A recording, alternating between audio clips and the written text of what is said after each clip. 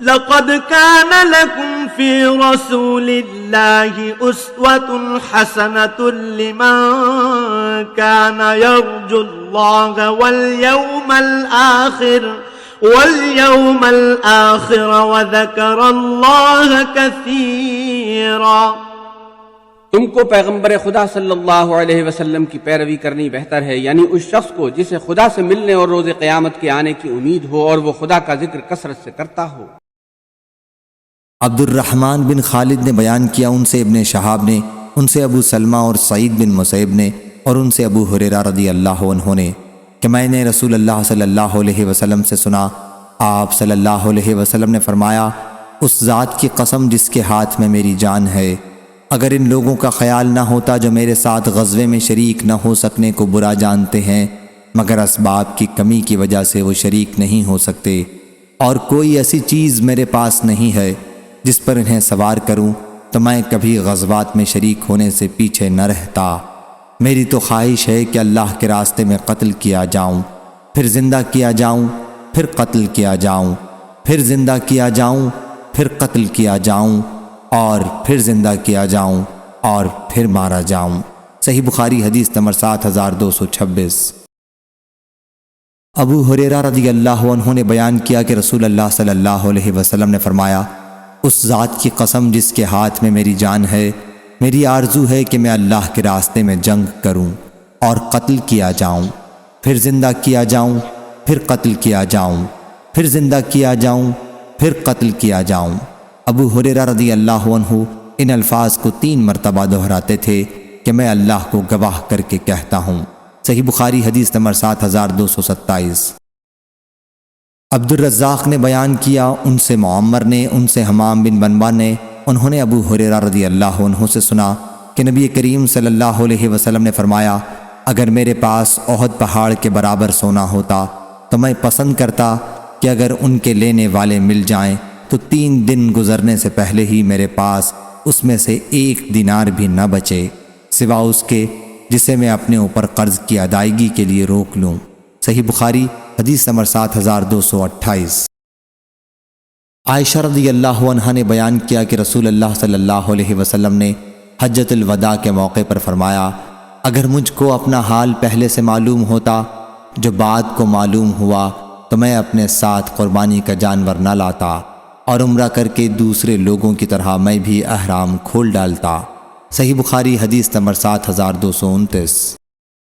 جابر بن عبداللہ رضی اللہ عنہ نے بیان کیا کہ ہم رسول اللہ صلی اللہ علیہ وسلم کے حجۃ الوداع کے موقع پر ساتھ تھے، پھر ہم نے حج کے لیے تلبیہ کہا اور 4 ذی الحج کو مکہ پہنچے، پھر آن حضرت صلی اللہ علیہ وسلم نے ہمیں بیت اللہ اور صفا اور مروہ کے طواف کا حکم دیا، اور یہ کہ ہم اسے عمرہ بنا لیں اور اس کے بعد حلال ہو جائیں، سوا ان کے جن کے ساتھ قربانی کا جانور ہو، وہ حلال نہیں ہو سکتے۔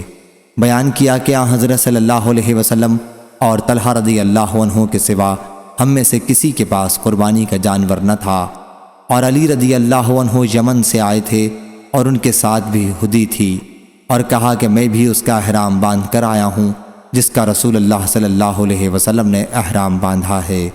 پھر دوسرے لوگ کہنے لگے کہ کیا ہم اپنی عورتوں کے ساتھ صحبت کرنے کے بعد منی جا سکتے ہیں، اس حال میں کہ ہمارے ذکر منی ٹپکاتے ہوں؟ آن حضرت صلی اللہ علیہ وسلم نے اس پر فرمایا کہ جو بات مجھے بعد میں معلوم ہوئی، اگر پہلے ہی معلوم ہوتی تو میں ہدی ساتھ نہ لاتا، اور اگر میرے ساتھ ہدی نہ ہوتی تو میں بھی حلال ہو جاتا۔ بیان کیا کہ آن حضرت صلی اللہ علیہ وسلم سے سراقہ بن مالک نے ملاقات کی، اس وقت آپ بڑے شیطان پر رمی کر رہے تھے، اور پوچھا، یا رسول اللہ صلی اللہ علیہ وسلم یہ ہمارے لیے خاص ہے؟ آپ نے فرمایا کہ نہیں، بلکہ ہمیشہ کے لیے ہے۔ بیان کیا کہ عائشہ رضی اللہ عنہا بھی مکہ آئی تھیں، لیکن وہ حائضہ تھیں، تو آن حضرت صلی اللہ علیہ وسلم نے انہیں تمام اعمال حج ادا کرنے کا حکم دیا، صرف وہ پاک ہونے سے پہلے طواف نہیں کر سکتی تھیں اور نہ نماز پڑھ سکتی تھیں۔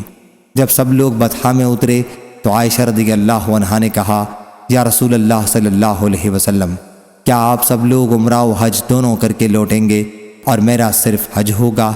بیان کیا کہ پھر آن حضرت صلی اللہ علیہ وسلم نے عبد الرحمن بن ابی بکر صدیق رضی اللہ عنہ کو حکم دیا کہ عائشہ رضی اللہ عنہا کو ساتھ لے کر مقام تنعیم جائیں۔ چنانچہ انہوں نے بھی ایام حج کے بعد ذی الحج میں عمرہ کیا۔ صحیح بخاری حدیث نمبر 7230۔ یحییٰ بن سعید نے بیان کیا، انہوں نے عبداللہ بن عامر بن ربیعہ سے سنا کہ عائشہ رضی اللہ عنہا نے بیان کیا کہ ایک رات نبی کریم صلی اللہ علیہ وسلم کو نیند نہ آئی، پھر آپ نے فرمایا کاش میرے صحابہ رضی اللہ عنہم میں سے کوئی نیک مرد میرے لیے آج رات پہرا دیتا۔ اتنے میں ہم نے ہتھیاروں کی آواز سنی۔ حضرت صلی اللہ علیہ وسلم نے پوچھا کون صاحب ہیں؟ بتایا گیا کہ سعد بن ابی وقاص رضی اللہ عنہ ہیں۔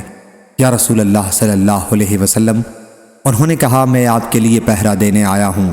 پھر حضرت صلی اللہ علیہ وسلم سوئے یہاں تک کہ ہم نے آپ کے خراٹے کی آواز سنی۔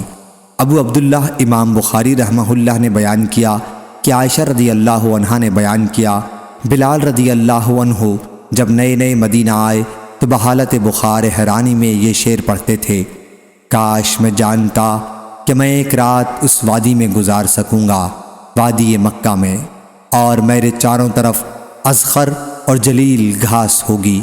پھر میں نے نبی کریم صلی اللہ علیہ وسلم سے اس کی خبر کی۔ صحیح بخاری حدیث نمبر 7231۔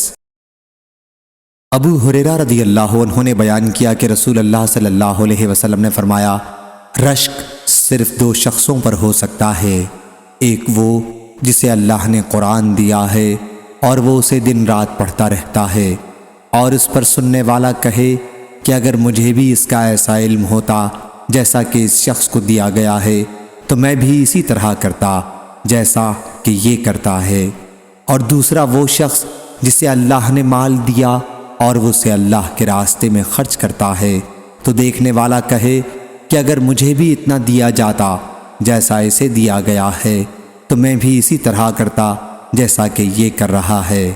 ہم سے قتیبہ بن سعید نے بیان کیا، کہا ہم سے جریر نے پھر یہی حدیث بیان کی۔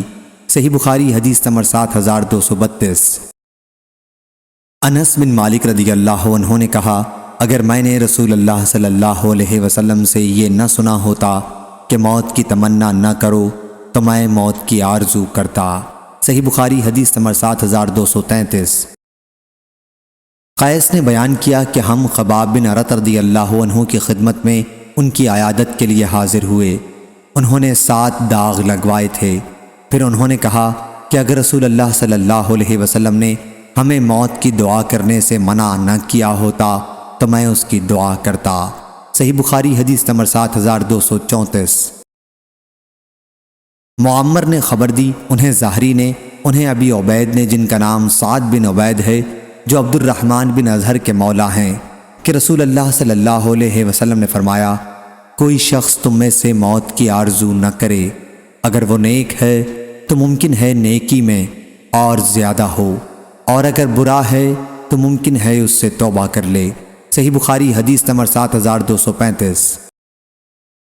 ابو اسحاق نے بیان کیا اور ان سے برا بن عازب رضی اللہ عنہ نے کہ غزوہ خندق کے دن خندق کھودتے ہوئے رسول اللہ صلی اللہ علیہ وسلم بھی خود ہمارے ساتھ مٹی اٹھایا کرتے تھے۔ میں نے حضرت صلی اللہ علیہ وسلم کو اس حال میں دیکھا کہ مٹی نے آپ کے پیٹ کی سفیدی کو چھپا دیا تھا۔ آپ فرماتے تھے اگر تو نہ ہوتا اے اللہ تو ہم ہدایت نہ پاتے، نہ ہم صدقہ دیتے، نہ نماز پڑھتے، پس ہم پر دل جمعی نازل فرما۔ اس معاندین کی جماعت نے ہمارے خلاف حد سے آگے بڑھ کر حملہ کیا ہے۔ جب یہ فتنہ چاہتے ہیں تو ہم ان کی بات نہیں مانتے۔ اس پر آپ صلی اللہ علیہ وسلم آواز کو بلند کر دیتے۔ صحیح بخاری حدیث نمبر 7236۔ سالم ابو نضر نے بیان کیا جو اپنے آقا کے کاتب تھے، بیان کیا کہ عبداللہ بن ابی اوفا رضی اللہ عنہ نے انہیں لکھا اور میں نے اسے پڑھا تو اس میں یہ مضمون تھا، رسول اللہ صلی اللہ علیہ وسلم نے فرمایا ہے کہ دشمن سے مٹ بھیڑ ہونے کی تمنا نہ کرو اور اللہ سے عافیت کی دعا مانگا کرو۔ صحیح بخاری حدیث نمبر 7237۔ قاسم بن محمد نے بیان کیا کہ ابن عباس رضی اللہ عنہ نے 2 لعان کرنے والوں کا ذکر کیا تو اس پر عبداللہ بن شداد نے پوچھا کیا یہی وہ ہیں جن کے متعلق رسول اللہ صلی اللہ علیہ وسلم نے فرمایا تھا کہ اگر میں کسی عورت کو بغیر گواہ کے رجم کر سکتا تو اسے کرتا؟ ابن عباس رضی اللہ عنہ نے کہا کہ نہیں، وہ ایک اور عورت تھی جو اسلام لانے کے بعد کھلے عام فحش کام کرتی تھی، مگر قاعدے سے ثبوت نہ تھا، یعنی 4 عینی گواہ نہیں تھے۔ صحیح بخاری حدیث نمبر 7238۔ عطا بن ابی رباح نے بیان کیا، ایک رات ایسا ہوا حضرت صلی اللہ علیہ وسلم نے عشاء کی نماز میں دیر کی۔ آخر حضرت عمر رضی اللہ عنہ نکلے اور کہنے لگے، یا رسول اللہ صلی اللہ علیہ وسلم، نماز پڑھیے، عورتیں اور بچے سونے لگے۔ اس وقت آپ حجرے سے برآمد ہوئے، آپ کے سر سے پانی ٹپک رہا تھا، غسل کر کے باہر تشریف لائے، فرمانے لگے، اگر میری امت پر، یا یوں فرمایا لوگوں پر دشوار نہ ہوتا۔ سفیان بن عینہ نے یوں کہا، میری امت پر دشوار نہ ہوتا تو میں اس وقت اتنی رات گئے ان کو یہ نماز پڑھنے کا حکم دیتا۔ اور ابن جریج نے اسی سند سے سفیان سے، انہوں نے ابن جریج سے، انہوں نے عطا سے روایت کی، انہوں نے ابن عباس رضی اللہ عنہ سے، کیا حضرت صلی اللہ علیہ وسلم نے اس نماز یعنی عشاء کی نماز میں دیر کی۔ حضرت عمر رضی اللہ عنہ آئے اور کہنے لگے، یا رسول اللہ صلی اللہ علیہ وسلم، عورتیں بچے تو سو گئے۔ یہ سن کر آپ باہر تشریف لائے، اپنے سر کی ایک جانب سے پانی پہنچ رہے تھے، فرما رہے تھے، اس نماز کا عمدہ وقت یہی ہے اگر میری امت پر شاق نہ ہو۔ عمرو بن دینار نے اس حدیث میں یوں نقل کیا، ہم سے عطا نے بیان کیا اور ابن عباس رضی اللہ عنہ کا ذکر نہیں کیا، لیکن عمرو نے یوں کہا، آپ صلی اللہ علیہ وسلم کے سر سے پانی ٹپک رہا تھا، اور ابن جریج کی روایت میں یوں ہے، آپ سر کے ایک جانب سے پانی پہنچ رہے تھے، اور عمرو نے کہا، آپ صلی اللہ علیہ وسلم نے فرمایا، اگر میری امت پر شاق نہ ہوتا، اور ابن جریج نے کہا، آپ نے فرمایا، اگر میری امت پر شاق نہ ہوتا تو اس نماز کا افضل وقت تو یہی ہے۔ اور ابراہیم بن منذر امام بخاری رحمۃ اللہ علیہ کے شیخ نے کہا، ہم سے معان بن عیسیٰ نے بیان کیا، کہا مجھ سے محمد بن مسلم نے، انہوں نے عمرو بن دینار سے، انہوں نے عطا بن ابی رباح سے، انہوں نے ابن عباس رضی اللہ عنہ سے، انہوں نے حضرت صلی اللہ علیہ وسلم سے پھر یہی حدیث نقل کی۔ صحیح بخاری حدیث نمبر 7239۔ ابو ہریرہ رضی اللہ عنہ نے بیان کیا کہ رسول اللہ صلی اللہ علیہ وسلم نے فرمایا، اگر میری امت پر شاق نہ ہوتا تو میں ان پر مسواک کرنا واجب قرار دے دیتا۔ صحیح بخاری حدیث نمبر 7240۔ انس رضی اللہ عنہ نے بیان کیا کہ نبی کریم صلی اللہ علیہ وسلم نے رمضان کے آخری دنوں میں صوم وصال رکھا، تو بعض صحابہ رضی اللہ عنہم نے بھی صوم وصال رکھا۔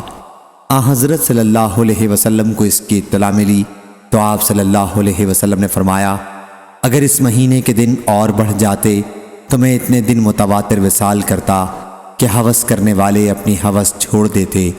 میں تم لوگوں جیسا نہیں ہوں، میں اس طرح دن گزارتا ہوں کہ میرا رب مجھے کھلاتا پلاتا ہے۔ اس روایت کی مطابقت سلیمان بن مغیرہ نے کی، ان سے ثابت نے، ان سے انس رضی اللہ عنہ نے، ان سے نبی کریم صلی اللہ علیہ وسلم نے ایسا فرمایا جو اوپر مذکور ہوا۔ صحیح بخاری حدیث نمبر 7241۔ ابو ہریرہ رضی اللہ عنہ نے بیان کیا کہ رسول اللہ صلی اللہ علیہ وسلم نے صوم وصال سے منع کیا، تو صحابہ رضی اللہ عنہم نے عرض کیا کہ آپ تو وصال کرتے ہیں۔ حضرت صلی اللہ علیہ وسلم نے فرمایا، تم میں کون مجھ جیسا ہے؟ میں تو اس حالت میں رات گزارتا ہوں کہ میرا رب مجھے کھلاتا پلاتا ہے۔ لیکن جب لوگ نہ مانے تو آپ نے ایک دن کے ساتھ دوسرا دن ملا کر وصال کا روزہ رکھا۔ پھر لوگوں نے عید کا چاند دیکھا تو آپ نے فرمایا کہ اگر چاند نہ ہوتا تو میں اور وصال کرتا، اور گویا آپ صلی اللہ علیہ وسلم نے انہیں تنبیہ کے لیے ایسا فرمایا۔ صحیح بخاری حدیث نمبر 7242۔ عائشہ رضی اللہ عنہا نے بیان کیا کہ میں نے رسول اللہ صلی اللہ علیہ وسلم سے خانہ کعبہ کے حتیم کے بارے میں پوچھا کہ کیا یہ بھی خانہ کعبہ کا حصہ ہے؟ فرمایا کہ ہاں۔ میں نے کہا پھر کیوں ان لوگوں نے اسے بیت اللہ میں داخل نہیں کیا؟ حضرت صلی اللہ علیہ وسلم نے فرمایا کہ تمہاری قوم کے پاس خرچ کی کمی ہو گئی تھی۔ میں نے کہا کہ یہ خانہ کعبہ کا دروازہ اونچائی پر کیوں ہے؟ فرمایا کہ یہ اس لیے انہوں نے کیا ہے تاکہ جسے چاہیں اندر داخل کریں اور جسے چاہیں روک دیں۔ اگر تمہاری قوم قریش کا زمانہ جاہلیت سے قریب نہ ہوتا اور مجھے خوف نہ ہوتا کہ ان کے دلوں میں اس سے انکار پیدا ہوگا تو میں حتیم کو بھی خانہ کعبہ میں شامل کر دیتا اور اس کے دروازے کو زمین کے برابر کر دیتا۔ صحیح بخاری حدیث نمبر 7243۔ حضرت ابو ہریرہ رضی اللہ عنہ نے بیان کیا کہ رسول اللہ صلی اللہ علیہ وسلم نے فرمایا، اگر ہجرت کی فضیلت نہ ہوتی تو میں انصار کا ایک فرد بننا پسند کرتا، اور اگر دوسرے لوگ کسی وادی میں چلیں اور انصار ایک وادی یا گھاٹی میں چلیں تو میں انصار کی وادی یا گھاٹی میں چلوں گا۔ انصار کی فضیلت بیان کرنا مقصود ہے۔ صحیح بخاری حدیث نمبر 7244۔ وہیب نے بیان کیا، ان سے عمر بن یحییٰ نے، ان سے عباد بن تمیم نے اور ان سے عبداللہ بن زید رضی اللہ عنہ نے نبی کریم صلی اللہ علیہ وسلم سے بیان کیا کہ اگر ہجرت نہ ہوتی تو میں انصار کا ایک فرد ہوتا، اور اگر لوگ کسی وادی یا گھاٹی میں چلیں تو میں انصار کی وادی یا گھاٹی میں چلوں گا۔ اس روایت کی مطابقت ابو تیاح نے کی، ان سے انس رضی اللہ عنہ نے نبی کریم صلی اللہ علیہ وسلم سے، اس میں درے کا ذکر ہے۔ صحیح بخاری حدیث نمبر 7245۔